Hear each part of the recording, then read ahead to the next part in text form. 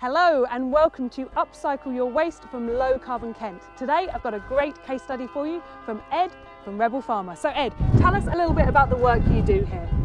Right, well we're set in on 3 acres here and we're trying to grow food using local waste streams and local waste products. Been developing a farm here for the last 7 years, so we bring in lots of different things and the compost is where it all begins. Okay, let's see that then. We're over here, aren't we? Yeah. See the compost. So tell us a little bit about some of the challenges but also the opportunity from a kind of local sustainable resource point of view.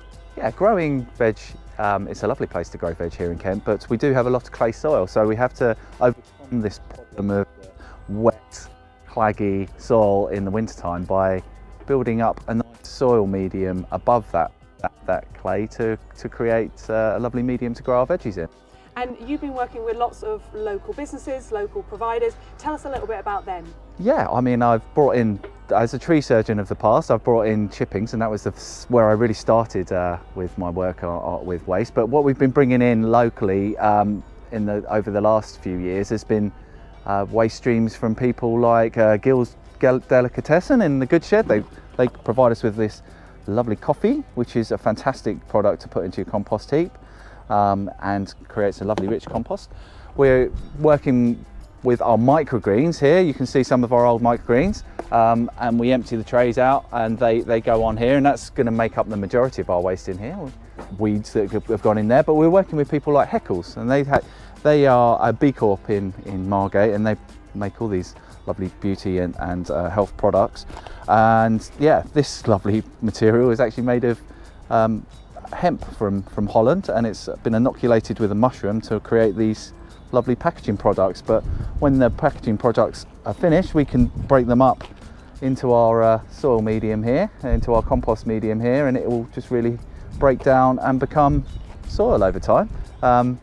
We also have sawdust. Sawdust is something that you'll see quite a lot of it around the plot, but this is lovely sawdust here, and that's come from Hartwood Joinery in Wye.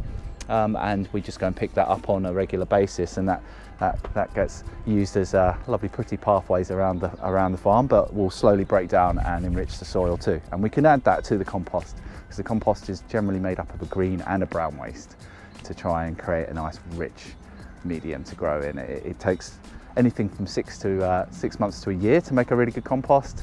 We turn them over to aerate it and things like that. But yeah, we're just using as many waste streams as possible to sort of come in and create this lovely compost that we can use. Brilliant, it sounds really great. Can we go and see some of the stuff you're now growing with that? Brilliant, yeah, let's come through into the polytunnel. This time of year, we're in late March, we're coming up to the equinox, quite exciting times. So things are coming back to life in here. We've started seeds in September, October, and they've been in here all over winter. But you can see what we're growing them in. This is actually what's come out of the compost heap, and we've raised these beds up above the wet clay layer, so they're actually quite dry and you know, at this time of year, and they're just putting their roots down into the sort of wet layers below. But yeah, it's a really nice medium for them to grow in.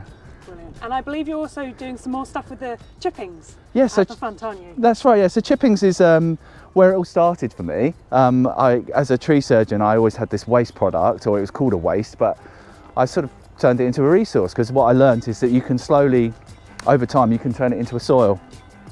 So as you can see here, we've got the chippings breaking down, and you can see all the lovely mycelium that's helping the mushrooms, helping it break down. That's what all that white stuff is there. So chippings come in from local tree surgeons. We spread them around the plot on the floor here. So you can see beneath our feet here, it makes a nice medium to stand on. But if we go down a little bit further, you see it's got some lovely black soil here. And it won't take us very much to find some life down there as well. It's absolutely full of little microscopic life forms, and you'll find lots of worms and things there as well. And that's just turned into that lovely black soil, which we can actually use as a resource, and we can mulch our beds with it to create this no-dig agriculture. Ed, it all sounds absolutely amazing. What's next for you, and how do you hope to continue to progress this great work? Well, I'm just looking to continue the collaborations locally, bringing in local waste streams to create lovely super rich soil to grow food in. We're growing heritage wheat, which is another really exciting project, and we're looking to continue looking after the soil health by mulching it continuously with things like cardboard and compost and all these other local waste products that we can incorporate into the system. Brilliant. Ed, thank you very much. Thank you.